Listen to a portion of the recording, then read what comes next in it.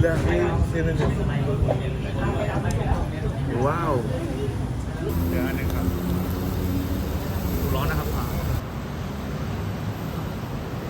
Sarap na to. Mmm. Mmm.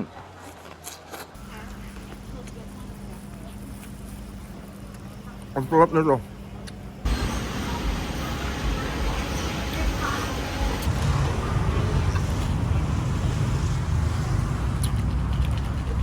Sarap.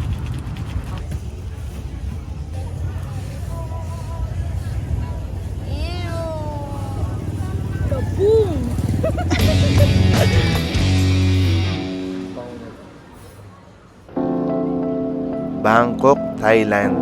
Isa to sa mga favorite food destinations ng pamilya namin.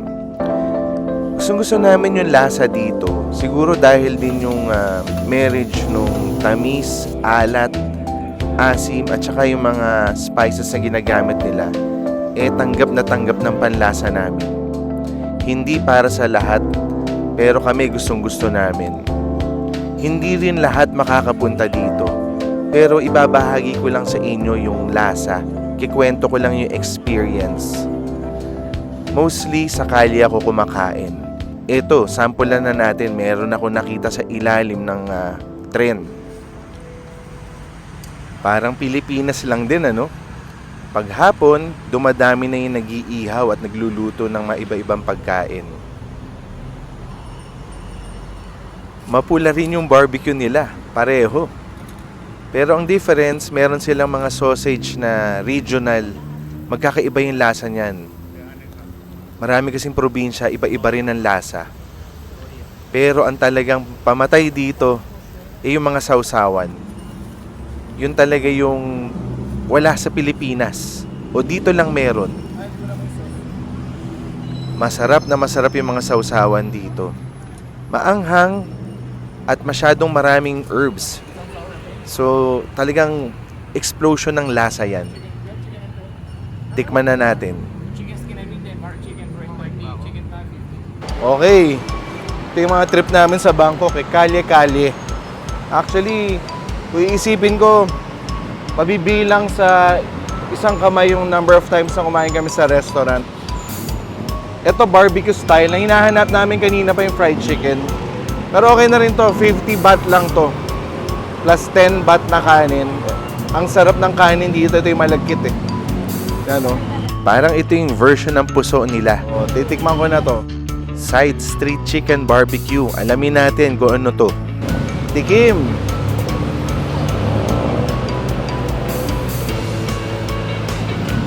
Sarap, boneless eh. Pareho lang naman nasa nung inihaw natin. Pero, meron silang pamatay na sauce. Susubukan ko yung dip na yon. Saka lang kanin mo na. Gaboom! Pero solid talaga dito. Malagkit tong kanin na to eh. Ang sarap kainin. Yan o. Pwede mong kurutin, pwede mo siya i-dip dun sa sauce na kasama nila. Sobrang sarap nun.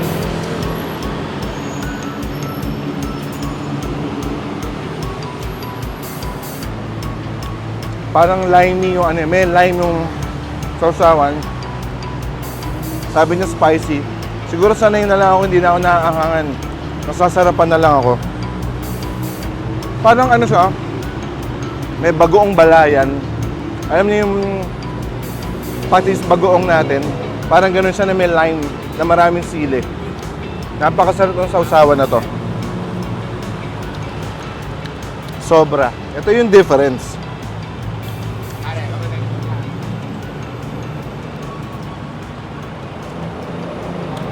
Grabe. Top. Ito naman yung isang sauce.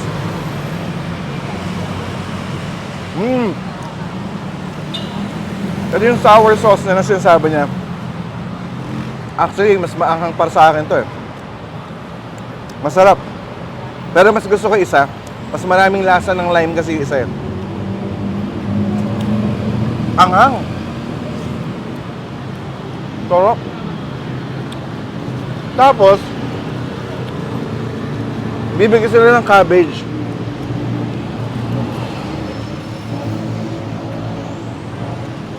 Pangontra ng anghang. Biglang magiging fresh yung lasa. Pero meron din pipino. Solid eh.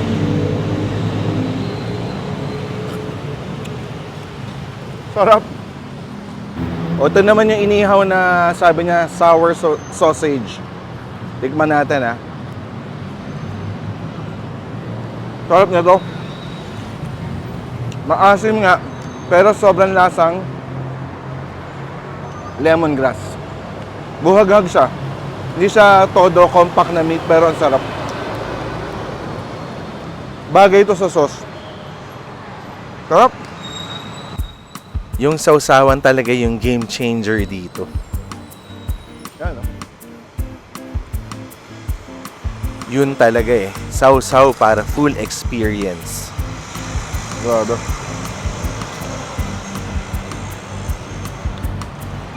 Sobrang gabo. Sarap. Yun ang unang kalye find namin. Buti na lang same page kaming pamilya na game lang kumain sa tabi-tabi.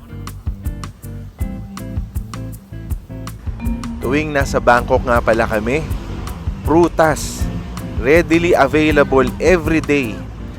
Nasa kalye lang din siya. Sa mga groceries meron din, pero ito, mabibili mo to na may kasama ng asin. Masarap yung halo nito, mixture na to ng alat, tamis, at saka anghang. Very Thailand. So, pag nakatsyempo ka naglalako, okay, magpatalob ka na. Ang sarap kainin nito sa kalye. Ito na, ito yung isa sa mga paborito namin. Ang dali kasi mabili nito sa kalye at mura rin. Ang sarap nito, malutong to parating bagong prito. Ngayon, iba-ibang stalls, iba-iba rin ang lasa, pero hindi magkakalayo. Ang common sa tingin ko may paprika, kaya mapulang mapula eh. Pero yung batter talaga nito ang nagdadala. Yan, oh, malutong na malutong. Napipitik. Ito yung sauce. Yung typical na matamis na sauce nila. Game. Ito na yung gusto kong balikan. Ito yung Kalye fried chicken nila.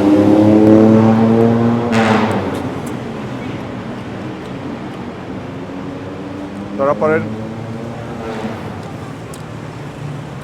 Ito naman yung typical sausawan nila, yung matamis na merong sili na hindi maanghang. Sweet chili sauce, meron yan sa Pilipinas. Sarap. Talagang paboritong quick fix ko to sa Bangkok eh. Crunchy at juicy pa rin. At ang dali kainin, kalye lang eh. Solid pa rin. Saka mura. Murang-mura to. 30 baht or 40 baht. Parang 60 pesos lang ata yun. Depende sa pyesa. Restaurant grade fried chicken. Sa kalye mo lang makakain dito sa Thailand. Pwede. Okay, moving on. Isa pang gilid-gilid find sa Thailand ay yung coconut ice cream. Ito ang natsyempohan kong mga lahok ngayon. Parang may nata, meron ng jelly parang pang milk tea, kaong, may mani at may sticky rice. Maliit na buko yung ginagamit. Medyo kinayas na yan eh, para madali mo nang kainin, pero hindi lahat tinanggal. Para pagtapos mo, meron ka pang hukut-kutin. Yung lasa ng ice cream na to, makrema, hindi naman todo coconut yung lasa. Sobrang refreshing lang at hindi rin katamisan. Paborito namin kinakain to sa Bangkok. Paano ang init dito eh. Tapos yung gamit nilang coconut malakanin. Masarap tong kainin hanggang dulo. Yun. Sa kalye, makakatsyempo ka rin itong mga ganitong stalls. Mas maraming flavor dito. Ito yung paitong ice cream. Iba rin ang diskarte. Mala Pilipinas din, nilalagay din sa apa at meron ding nasa tinapay o parang cake. Kumbaga sa atin, pandesal o kaya yung burger bun.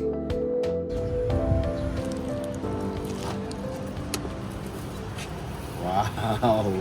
Solid! Okay. Yung version nila ng dirty ice cream na nasa tinapay, meron version dito na nasa cake na. Ganda, siguro pandan to, hindi ko sigurado, pero tikman ko na. Tsaka meron pang may drizzle pa ng chocolate tsaka may nuts pa. Mas mataas na level to ng na ice cream sandwich sa kumpara sa Pinas. Tikman ko. Wow. Sarap. May kaong May kaong. Tapos sa kabilang side merong sticky rice. At saka ito green tea, tikman ko. Sobrang sarap. Sobrang lambot din itong tinapay. Hindi pala siya, mas tinapay siya kasi sa mas cake. Ang sarap ito. Parang natalo yung ice cream sandwich natin sa Pilipinas Kompleto with nuts. Kumukontra pa yung lutong. Yung nutty flavor, bagay na bagay sa ice cream talaga. At saka yung kaong, ang sarap. Ang dami nangyayari. Kaong on the other side at saka kanin on the other side. Ang sarap na to. Panalo. 20 baht lang to. Yun yung panalo doon. Sarap. Solid. Lakad-lakad lang ulit. Tapos makakakita ka ng mga stalls dito na nagbebenta ng palamig. Silipin natin to. Ito madalas din to. At saka automatic to pag nasa Thailand.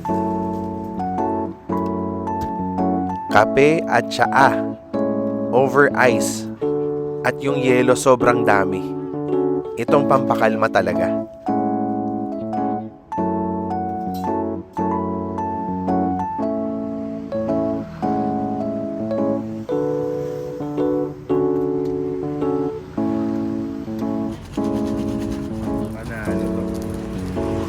Unahin na natin tong basic Thai milk tea. Freshly brewed black tea ang gamit dito. Kahit kalye-kalye lang. Walang shortcut talaga dito sa Thailand. Lalagyan nila minsan yan ng cardamom o kaya star anise pampabango. Tapos matik ang condensed milk. Tapos parang creamer lang sa dulo, lalagyan ng evaporated milk din. Sa sobrang daming yelo, kalugin mo to, yun yung sarap na sinasabi ko. Sobrang panalo. Kape. Mas gusto ko to bagong gising Matapang-tapang, tsaka syempre yung ever dependable carnation. Daming nabebentang carnation dito Lahat ng drink nila meron Sarap. Every time na nasa Bangkok kami, mahilig kami pumunta doon sa mga night market, lalo na yung weekend market na malaki. Marami ka kasing makakain, marami kang masyashop na wala sa Pilipinas. Kakaibang flavors nga naman talaga. At meron din kami mga ni-research na mga ukayan, marami niyan dito sa Bangkok. Medyo dadayo ka, pero bundok-bundok ang ukay dito. Siyempre, meron din tong para mga food court. Tabi-tabi lang din. Ito, ikikwento ko sa inyo isang na-encounter ko na kainan. Konting tikiman din dito. Game.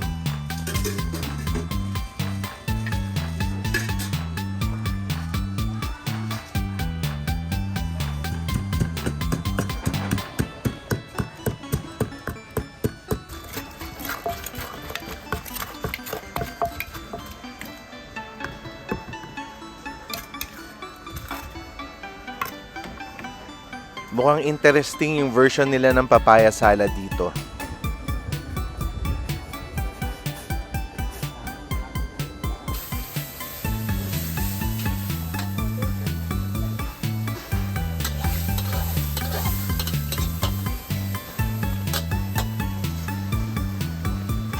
Siyempre, hindi mawawala yung pad kapraw. Basic to pag nasa Bangkok ka. Pati yung estilo ng pagkaprito ng itlog, medyo sunog. Yan yun eh.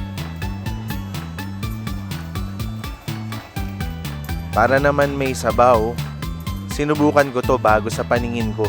Parang maraming gata sa area na to. Tikiman na. Unahin ko na to yung pinakaiba sa nakita ko. Mukha siyang may palabok noodles. Tapos sabi sa akin may coconut, siguro coconut curry to, tsaka balls. Sa tingin ko, kinakain ng marami to ng walang chicharon kasi parang sa hindi ko makain ng karne. Parang ganun yung customers niya. Pero tinanong ko pwede daw lagyan ng chicharon. Kasi nandun nakaano. Yung chicharon, masarap Meron dahon ng lime. So may ibang lasa. Tikman natin.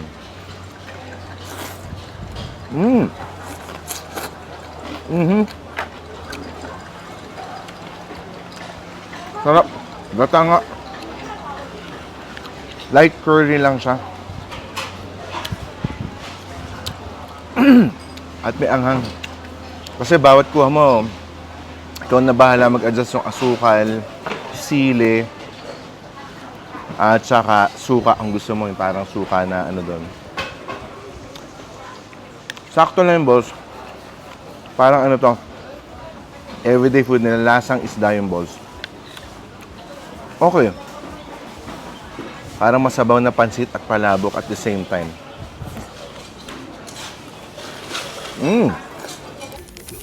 Para sa akin, para lumabas yung sarap nito, dinurugan ko na to ng chicharon. Since hindi naman ako umiiwas sa karne. Mas sumarap. Dito ako excited stewed pork boat noodles. Boat noodles, masarap to. May dugo ito At saka maraming klaseng meat ang nakalagay ngayon. Tikman ko nga. Pork at beef to. Sarap talaga ng sabaw nito, grabe. Kung ano man yung mga pampabango ng sabaw nito. Medyo malapit dun sa mga sibot, sa mga five spice, parang makahoy yung dating. Pero yung balance ng parati, always, anghang, alat, yung patis, yung pampasarap nito At saka yung coriander. Lasang-lasa sa sabaw. Sarap, grabe. Tikman natin yung karne.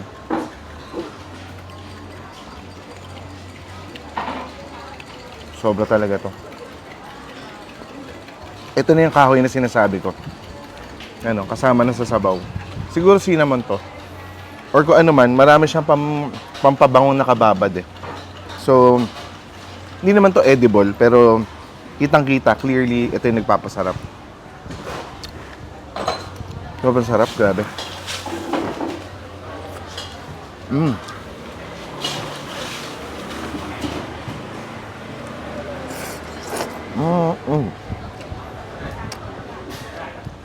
Grabe ito, isa na to. Ang mura dito, ang sarap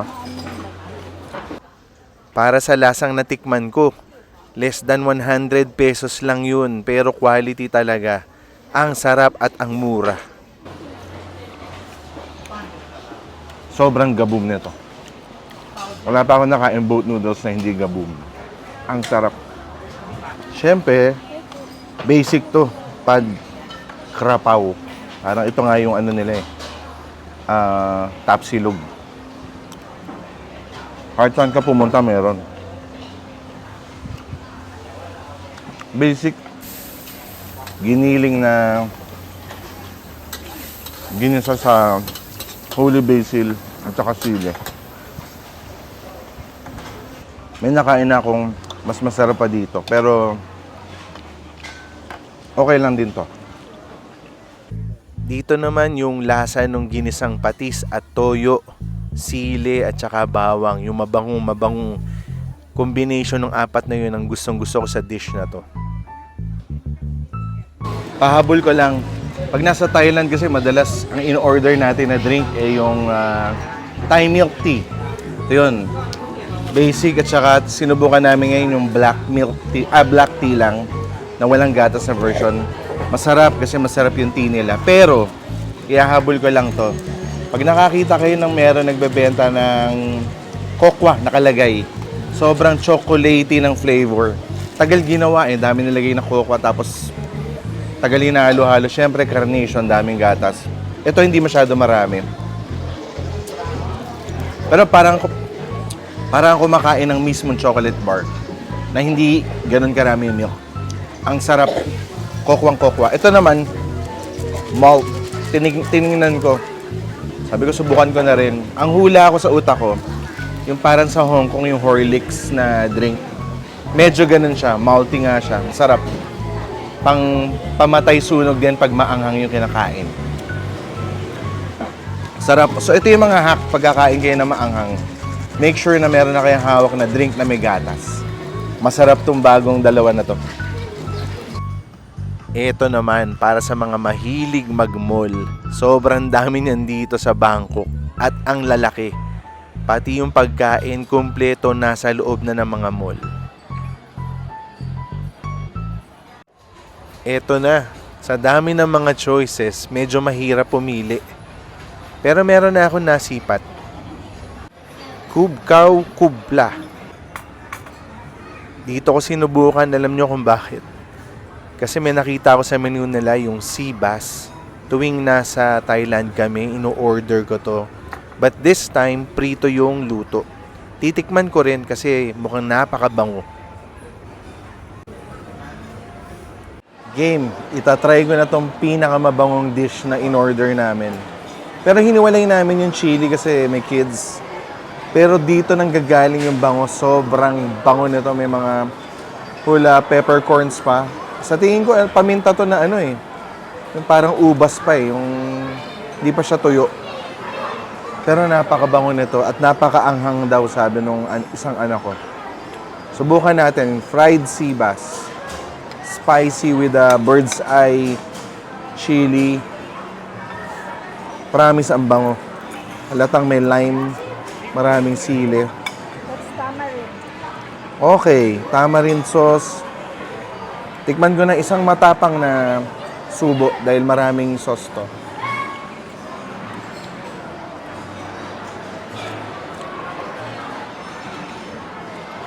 Kaya ko. At sobrang sarap. Wow. Habang kinakain ko, lumalabas ng iba-ibang flavors. Pero, dahil natsambahan ko, nakilala ko yung isang element nito na nagpapasarap, which is kaffir lime. Meron ako nalasahan. Nalaman ko yun dahil yung kaibigan ko, meron siyang puno nun, si Chef Kanan. Humingi ako ng dahon, tinikman ko. Yun nga yung element na yun. Na present siya sa maraming Thai food. Panalo to.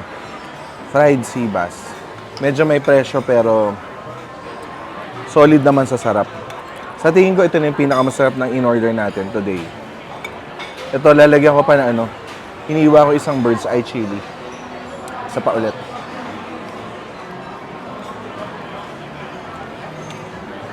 Grabe talaga. Manamis-namis kasi to. At saka sobrang garlicky. Wala siyang coriander. Ayun, kinikwento ko, meron lang ako natsambahan na kaffir lime. Pero, kumpara sa mga nakain namin dati na mga Thai dishes, medyo hindi ito ganun kaanghang. Baka dahil mall grade yung anghang nito. Siguro pag kumain pa kami sa labas, baka yun yung talagang gaboom, sabog ang anghang. Pero, sulit to. Sobrang sarap. Sa totoo lang, sa sarap ng sauce, dapat pinahalo na namin agad sa simula pa lang. Ito, nagbubukas ng lahat. Grabe itong sauce na to. At sa buong Thailand, parang ito yung general taste naman. Kaya yung mga mahilig sa spicy, herby, talaga ito yung heaven natin eh. Thailand talaga. Sobrang sarap nito. Iba-ibang mall, iba-iba rin ang laman ng food court. At nagulat ako, meron na palang tip sa may sa isang mall na napuntahan ko. Isa to sa mga paborito kong lasa ng pad thai eh. Iba yung pad thai nila, meron siyang nakabalot na itlog. Akala mo omelette. Tapos ang kulay niya, orange. Meron din daw tong oil ng shrimp. Kaya naman medyo angat nga yung lasa nito. Primo. Ito, nabalikan ko na naman. Ito yung classic orange pad thai ng Tip Samay. So, when in doubt, sa totoo lang, pag gusto mo sigurado na yung lasa ng pad thai mo, doon ka na sa branded, Tip Samay. Para sa amin, dito kami bumabalik. Hindi naman namin alam yung mga local favorites, pero kumbaga, ano to eh, brand name to ng Thailand eh, sa pad thai. Masarap to.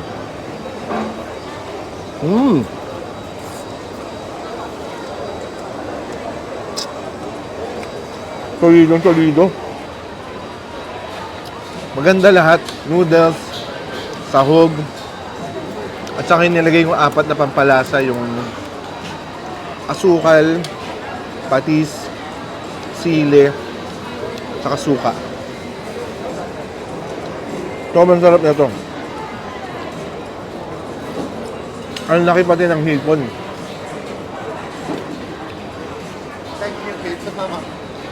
Ito ang Tip Samay. Doon naglagay ako ng asukal. Nasa matamis na side siya ng pad thai. Pero sobrang sarap talaga. Masasabi ko, malayo agad siya doon sa Kalyan pad thai. Ewan ko, hindi ko naman tikman lahat, pero panlasa ko, panlasa namin, paborito pa rin parati to. Solid to. Buti na sa mall na. Hindi na namin dadayon sa main branch at pipila ng sobrang haba. Gaboom na gaboom.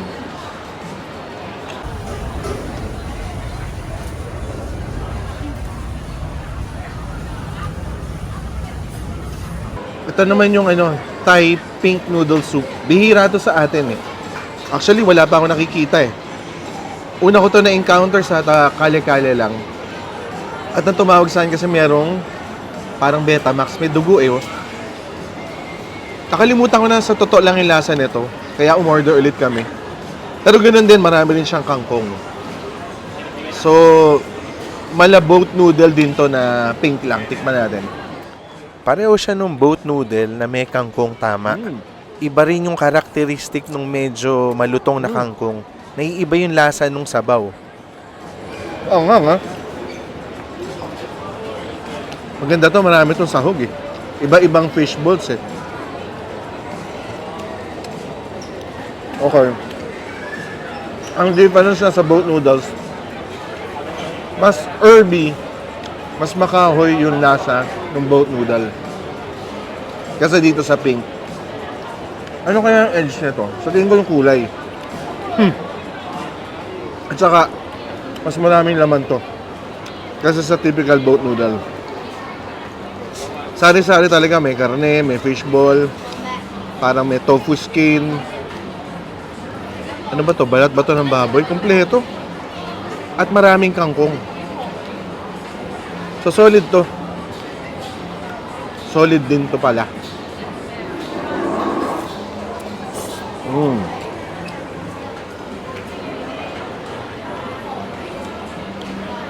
Natutuwa na akong kainin to. Itong hindi siya egg noodle eh. White rice noodle eh. Sarap.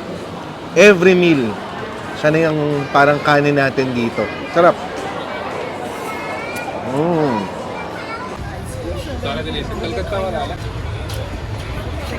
Okay, ito meron tong may Michelin star rating to.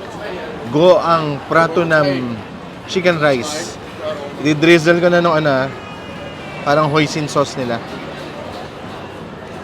Pag ganito, haba ng pila, sigurado to. Tsaka na-excite na ako sa magiging lasa ng rice. Yun na masarap dito, yung kanin. Try natin. Actually, itong fried na to, ito yung prato ng chicken. Try natin. Maki-experience tayo. Ang sarap ng bigas, ng kanin.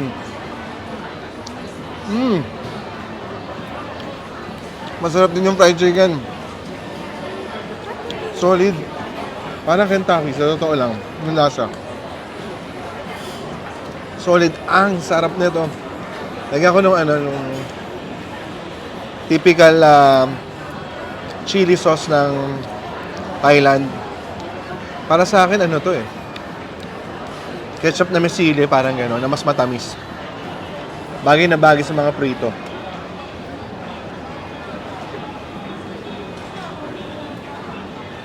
Sa akin, pwedeng wala nito. Sa sarap ng chicken, grabe. Yung rice, pamatay. Kala mo garlic rice na hydrated. Sa pa, rice lang. Sobrang flavorful nun. Mag-garlic nga siya. Obviously, meron chicken stock. Well hydrated, naghihiwa-hiwalay siya. At hindi siya yung malagkit. Naghihiwa-hiwalay siya pero malasang malasa siya. Yung talaga yung event dito, yung rice, ang sarap. Try natin yung parang Hainanese chicken style. Ang sarap sa isang order. Dalawa na yung may experience mo. 90 baht. Hindi masama yun. Mura yun, ha. Meron ka na nung prato ng chicken. Meron ka na nung white chicken rice. As is, masarap naman itong dalawang klase ng sauce. At meron din actually na yung maanghang na parang may fermented fish sauce. Tingnan natin. Matabang klaseng manok to eh. Ito nga yung di ba, yung papakulaan sabay ibababad sa malamig na tubig. Kaya mas mataba yung manok, mas maganda yon.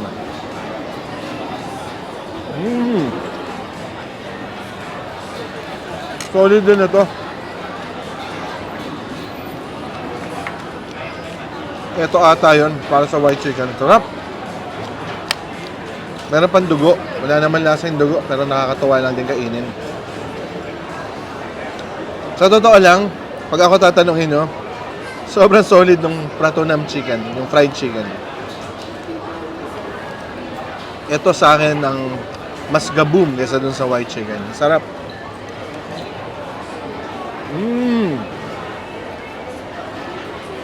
Sarap talaga. Yung butter niya, yung sobrang pamatay dito. Ang sarap.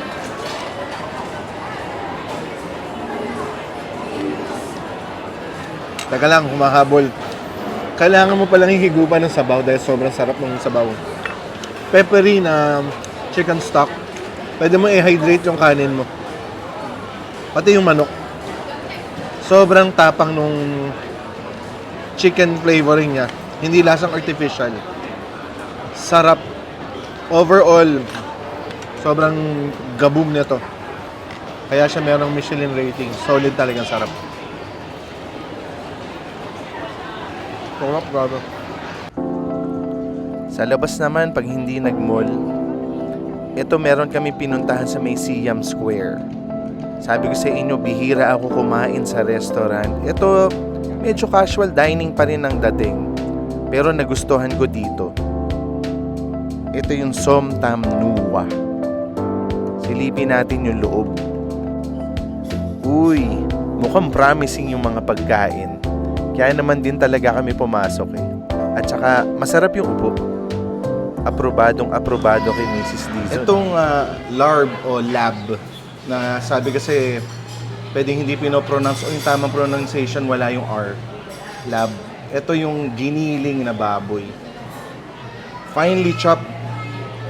Ang bango rin nito mula sa malayo. Medyo parang amoy lemongrass o parang herby na inaamoy mo. At saka meron siya nung yung mga pulang sibuyas. Matapang na lasa ng sibuyas. Tikman natin, imbis na kanin, kumuha ako ng noodles. Rice noodles naman to eh. Para mas madali i-process. Tikman natin. Boom! Sobrang gaboom na to.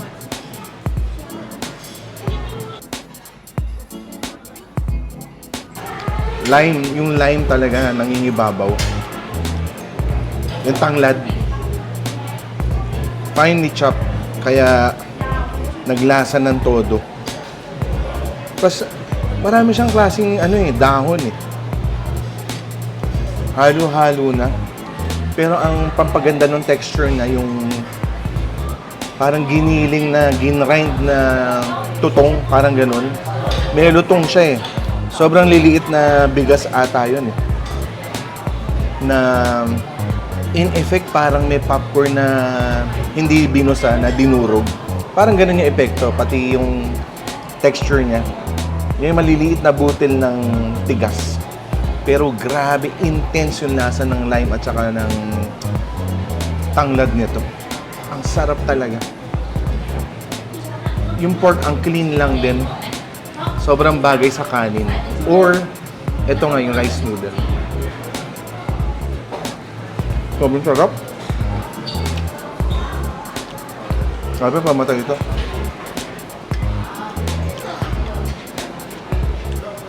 Sobra talaga. Meron pa siyang wansoy. Lahat ng dahon well represented dito. Sa lasa. Parang sobrang kumpleto to. Ang sarap talaga. Ito, ano kaya yung difference nung resto chicken dun sa kalye chicken? May garlic to na pampaganda. Iba rin yung amoy niya. Every chicken naman, iba-iba yung timpla eh. Pansin ko dun sa kalye. Natin. Wow. Okay. Ang sarap ng sauce dito. Siyempre pag nasa resto ka, mas may premium na ingredients. Yun naman talaga yung difference. Saka maganda yung upo mo. So, parehong okay Kali at saka resto na dining experience dito sa Thailand. Tsaka hindi naman ganun kamahalan. Sarap yung chicken. Pansin namin, kahit saan kami kumain, yung pala, parating malambot yung manok. Di namin alam kung bakit. Nasa luto ba? Hindi kami eksperto pero lahat ng fried chicken na kinakain namin, parating malambot siya. Hindi yung minsan matagal na naluto, tumitigas. Ito malambot na malambot talaga. Maganda yung balat, maganda yung karne.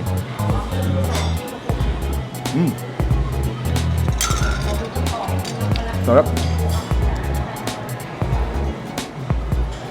Panalo rin yung fried chicken ako. Sulit dito. Ito naman yung pork jol. Inihaw. Best seller daw dito kaya sinubukan namin. Pero ultimately ang common denominator dito yung sausawan na ito nga ang daming sili at saka malime. So patis, lime, asukal. Yun yung general taste. Talagang sobrang sarap. Tikman natin. Okay tong jol, yung panga. Pisngi-pisngi.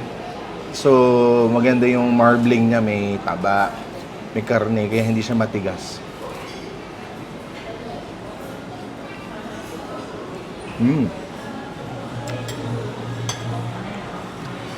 Sarap. Peppery. Pero, wala akong masabi, nagdadala talaga yung sausawan. Kahit ano isawsaw mo dito, yun na yun. Solid dito. Sarap. Paminsan nagkikick-in pa yung lasa nung kaffir lime. Yung kaffir lime, pag nakain nyo, mabango yun. Mabango pa sa dayap. Kasi paminsan yung dayap, ginagamit din namin pamprito. Halimbawa may papabanguhin ka. Dilis o mani.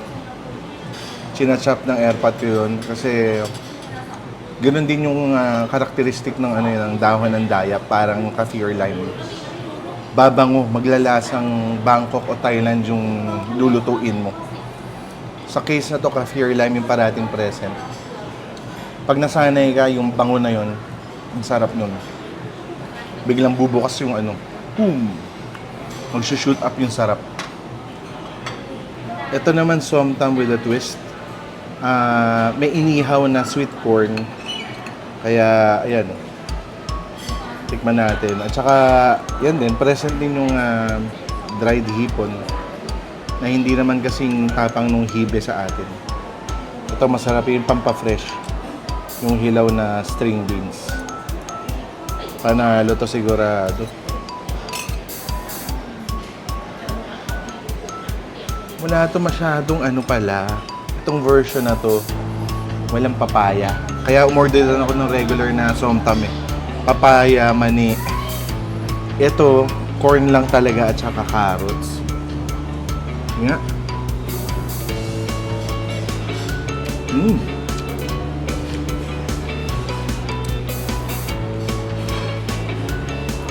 Iba rin ha?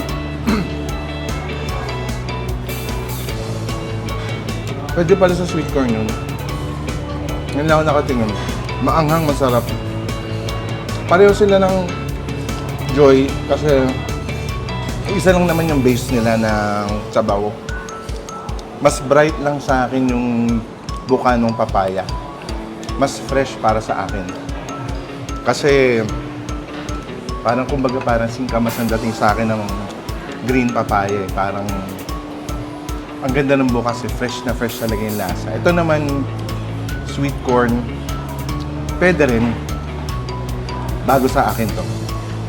Sarap. Solid na solid yung experience namin sa Somtam Nuwa. Nagustuhan ko. Puro rin naman mga bestsellers ang pinag-order ko, kaya sigurado na yun. Oo nga pala, pag nagawi kayong KFC sa Thailand, tingnan nyo kung may special meal sila ng spicy chicken. Ang luto nito ay parang yung lab. Punong-puno rin to ng sibuyas at saka yung parang giniling na bigas. Ang sarap nito. Limey rin at lasang patis. Ito pa isa. Tikman nyo yung egg tart ng KFC nila. Solid, makremang makrema. Parang may ihahalin tulad ko to dun sa nabibili sa Hong Kong, kung alam niyo yung sinasabi ko. Ang sarap nito. Final stretch na po. Eto na, bago kami pumunta ng airport, tumikim naman kami ulit dun sa tabi-tabi. Malapit lang to sa hotel namin eh. Open air, tapos sari-sari yung ma-order.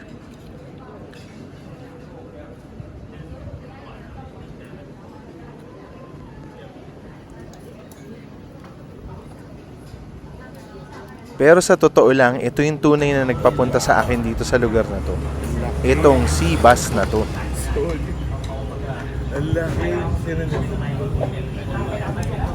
Wow!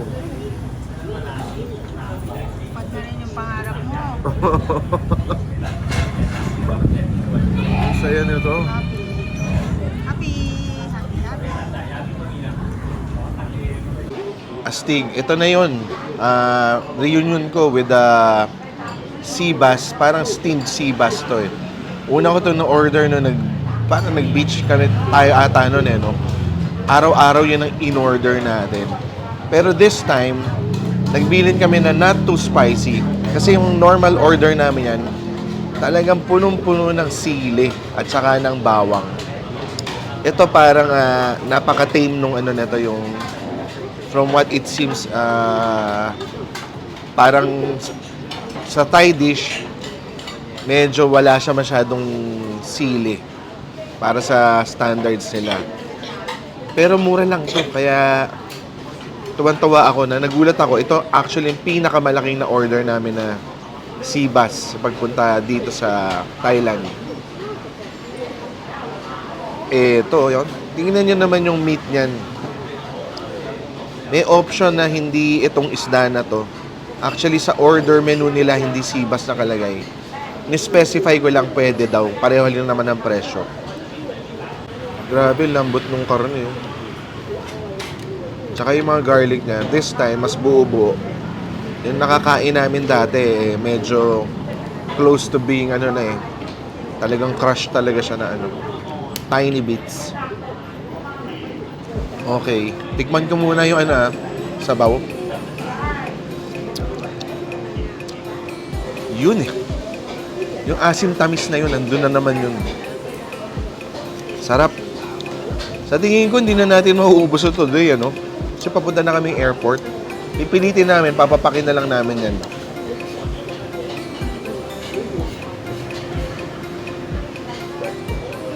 Sarap. Okay. At yung difference. Nung in-order natin sa northern part ba? Tama. Krabi. Nasa Krabi kami noon.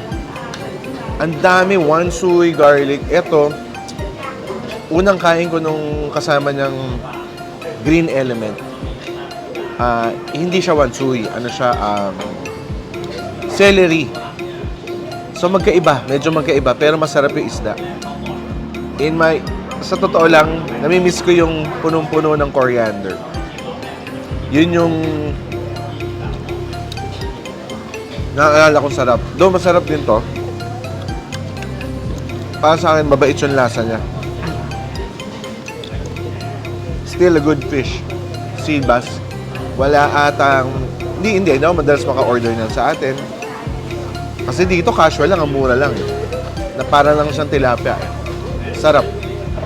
Medyo bitin sa totoo lang, buti na lang meron ng Muping yung version nila ng pork barbecue. Solid talaga nito. Second round. Ganun siya kasarap. Sobrang lambot. Naka-integrate na yung fat with the meat. Manamis-namis na baboy ito at ubod ng lambot. Tapos babagayan mo ng coke na nasa bote. Yun ang malamig na malamig at saka hindi umalpas yung espiritu. Ang sarap. Okay, hinabol ka lang tong fried shrimp. Pag nasa Thailand kasi pansin ko, siguro dahil nga mura yung lahat dito, pag umorder ka ng hipon, marami siya. At saka yung fried element, meron pang ibabaw parati na garlic, na hindi lang basta garlic, may iba pang malutong. At syempre itong yung green na dipping sauce nila, yung siguro seafood dipping sauce nila. Napakasarap niyan. Mura pati.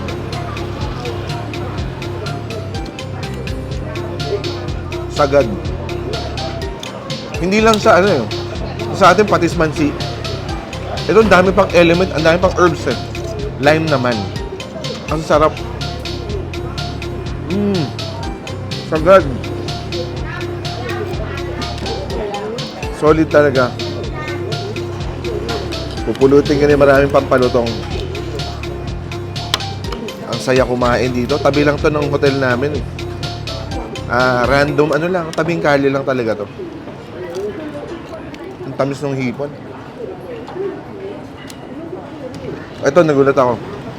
Yung tom yum nila. Mura lang din pero sobrang sarap